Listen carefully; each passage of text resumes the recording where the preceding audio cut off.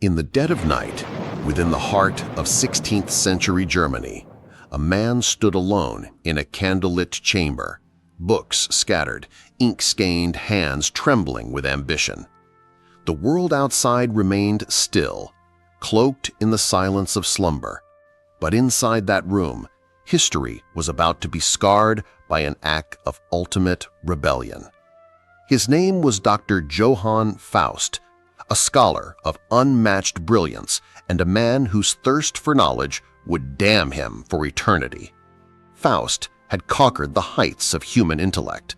He mastered theology, law, philosophy, and medicine. No theory escaped his scrutiny.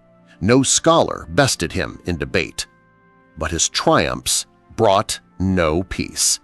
Knowledge became a curse, each new discovery opening only further voids.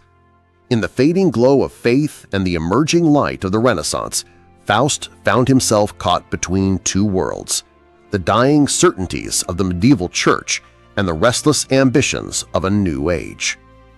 This was an era of transformation. The Renaissance had set fire to old truths. Leonardo da Vinci dissected bodies in secret. Copernicus redefined the heavens. Columbus sailed beyond known horizons. Mankind began to believe in its own limitless potential. Faust became the embodiment of this new Renaissance man, brilliant, bold, and insatiable. Yet in his heart festered the ancient fear of damnation. Faith no longer satisfied him. Science did not save him. And so he turned to something older, darker, and forbidden. In a final act of defiance, he cast aside the sacred texts and summoned a prince of hell. With chalk and incantations, he drew the sigils, marked the circle, and spoke the words that opened a door never meant to be opened. From the shadows stepped a figure, not a beast, but a composed, refined presence. It was Mephistopheles, a demon cloaked not in fire, but in elegance and reason. Thus began Faust's tragic descent. For 24 years, the demon would serve him. In that span, Faust would have anything he desired: wealth, pleasure, secret knowledge, power over kings. In return, his soul would belong to hell. The contract was signed in blood, the deal was sealed, and so the clock began to tick. At first, the world bowed before him. He traveled across continents and through time itself. He conjured feasts from thin air, gold from dirt, visions from the beyond. He performed illusions that mocked the sacraments and humiliated the powerful. He visited the Pope's court, rendered himself invisible, and disrupted sacred banquets with unseen slaps and stolen food. He made emperors gasp and nobles tremble. Faust became Europe's most dazzling magician, but his miracles were hollow tricks, not acts of wisdom. The man who sought to understand the universe wasted his gifts on jest. As years passed, power bred emptiness. The thrill waned. His fame became a mask for decay.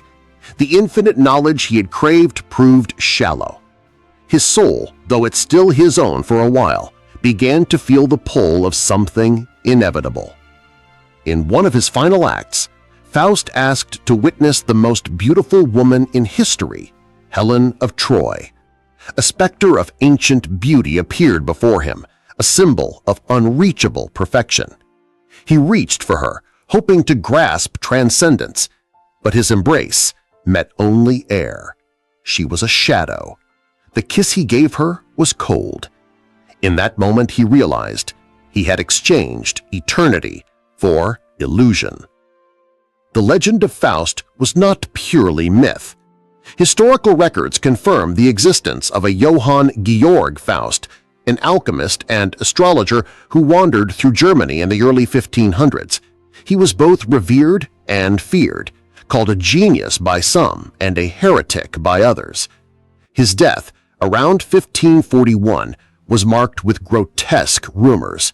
His body, it was said, was found twisted and shattered, thrown onto a manure pile, so mangled that it no longer resembled a man. Locals whispered that the devil had finally come to claim his own. From these fragments, a legend took shape. In 1587, the story was solidified in a printed volume, The History of Dr. Johann Faust. It transformed a rogue scholar into a cautionary tale, a man who dared to challenge heaven and paid the ultimate price.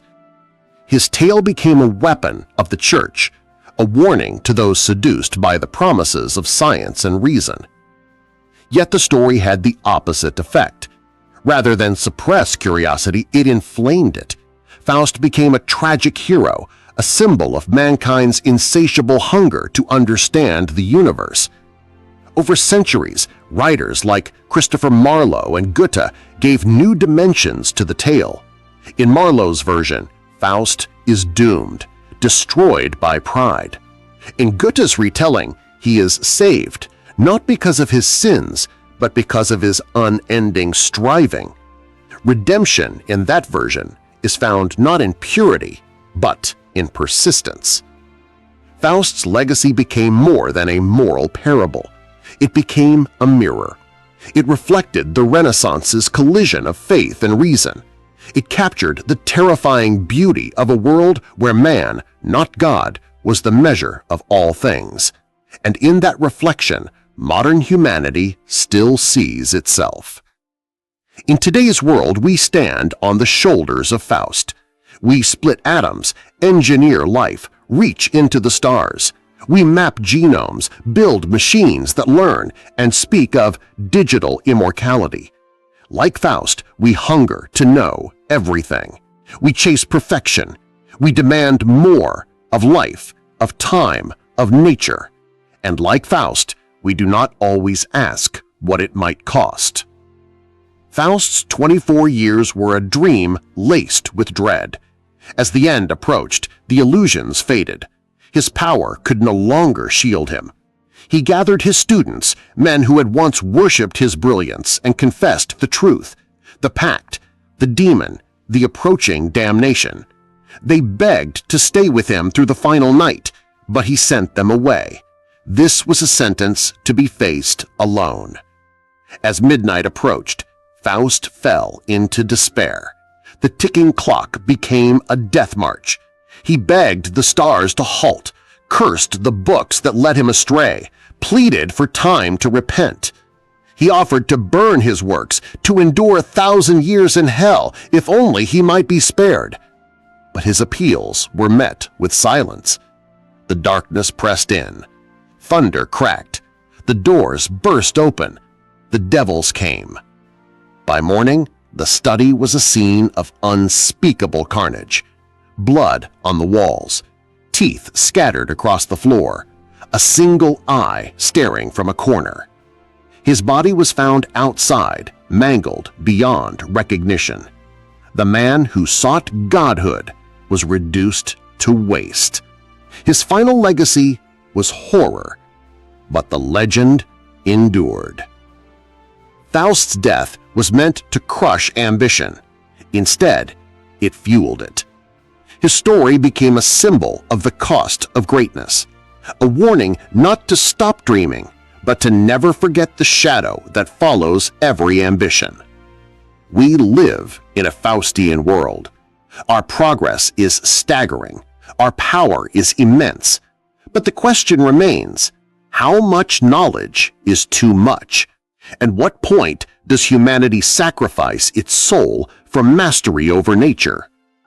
Faust's twisted corpse, scattered in a lonely German study, is a message from the past. Not just a horror story, but a prophecy. It warns of the devil's one unbreakable rule: he always keeps his promises.